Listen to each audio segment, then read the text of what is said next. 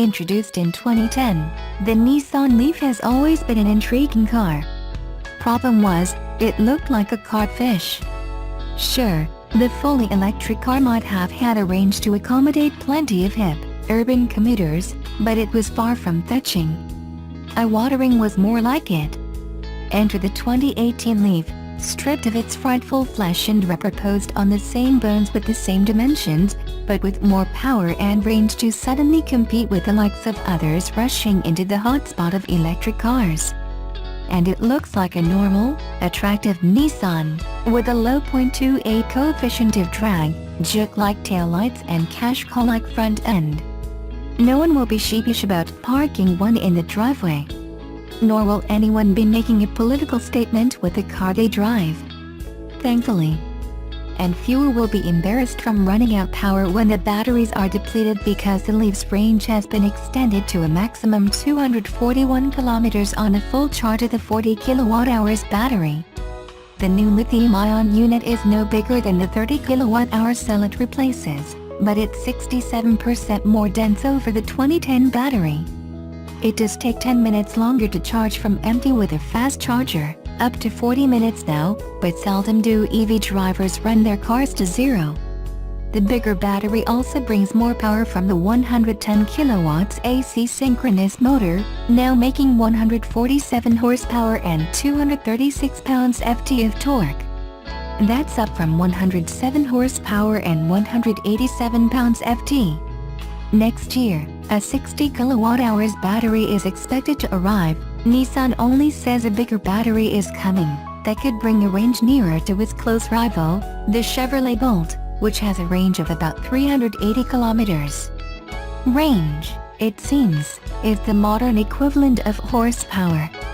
Volkswagen's e-Golf, for example, has a range of 201 kilometers from its 35.8 kilowatt-hours lithium-ion battery pack, while the Tesla Model 3 ranges from 350 to 500 kilometers, but the Model 3 is still a long way from reality and will cost more than 45,000 Canadian dollars.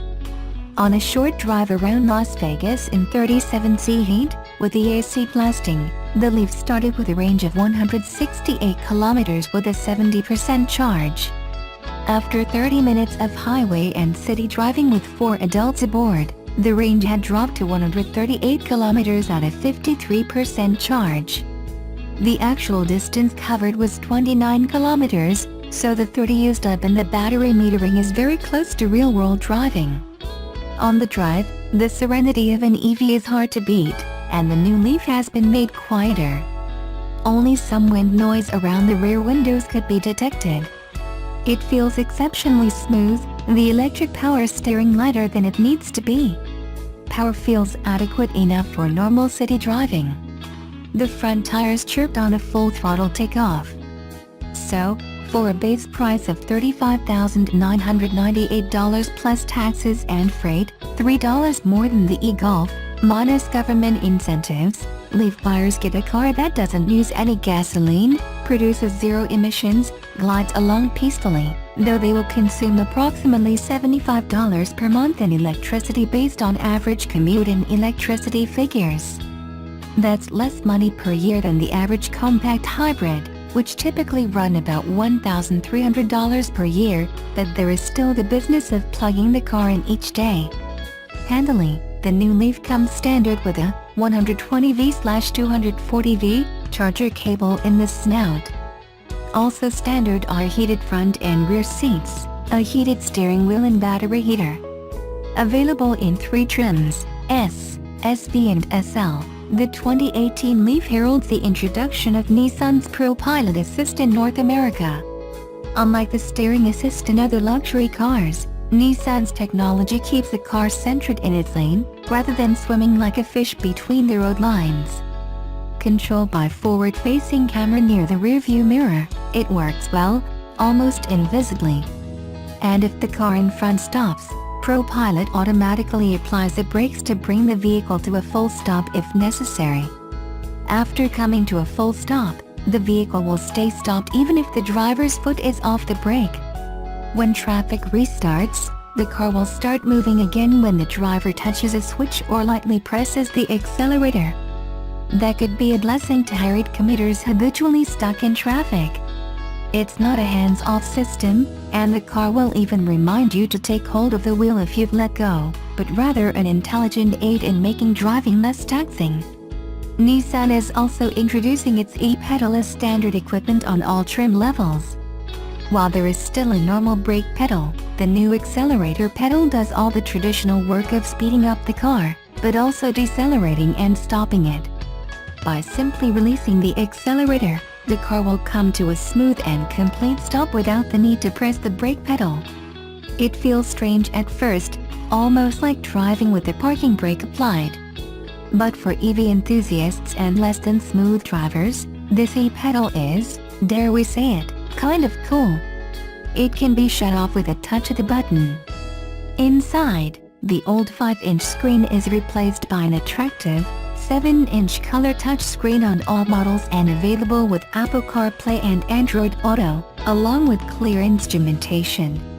Blue stitching in the seats emphasizes the EV-ness of the car, as does the button mic shifter and push-button start.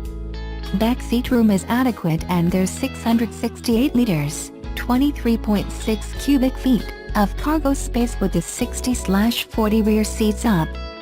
Visibility is good. While the old Leaf certainly made its mark on the world, the new Leaf is poised to make a much bigger impression. It's fun, efficient, emissions-free and affordable, and goes on sale early in the new year. Once playthings of the rich and plug-equipped, cars powered by batteries and electric motors are now the inevitable future of personal transportation. Sorry hoverboard owners. And, while top-end Teslas will still cost you a pretty penny, there's a burgeoning raft of electric vehicles, or EVs at the economy end of the market: BMW's new i3 update, Chevrolet's non-Indian Bolt, Tesla's own Model 3. Even Mini has announced its plans to build an all-electric machine. Not keen to miss out on the wave of eco-enthusiasm is Nissan, back with something newer, slicker and faster, a 2018 edition of its all-electric Leaf. Giving the first generation of its battery-powered hatchback a good zapping, Nissan stuffed the Leaf 2 full of nifty tricks and economical improvements, all in an effort to make it your e-runaround of choice. Want all the details? Good news, Colin, we charged ourselves and hopped over to its Tokyo launch for the full rundown on the Nissan Leaf 2018. Sure, hammering through the gears is half the fun of a hatchback, but gear-free acceleration is a pretty nifty trade-off when you're zipping around in an electric car. Now Nissan's gone one step further and decided that drivers don't need two pedals either. Not because braking is boring, mind, rather, because it's worked out how to use regenerative energy tech to slow the new Leaf all by itself, which means driving using just a single pedal. For everything except emergency braking, which still requires use of the old-fashioned stopping pedal, you can use the e-pedal. Like a road-going Dodge, accelerate as normal, before easing off to slow gradually or taking your foot off altogether to stop. Unlike a Dodge, it'll even hold on a hill, with friction brakes applied automatically, so you can focus on showing off your clean eco-conscience at every traffic light. Before deploying all of that electric power when it goes green, naturally. No longer restricted to the city suburbs, on a full charge the new Leaf can do 378 km, which is enough for a round trip from Mumbai to Pune.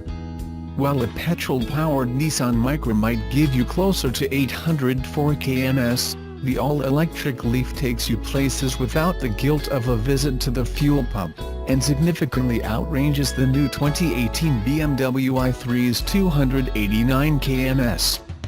It's all thanks to that e-pedal tech, together with refined aero and a new battery design which increases storage capacity without growing an inch over the old model, delivering a 67% increase in energy density, no less, and that battery can also be used in your home when it's not powering the Leaf, to store solar energy and slash your bills, which should nicely offset your gaming rig.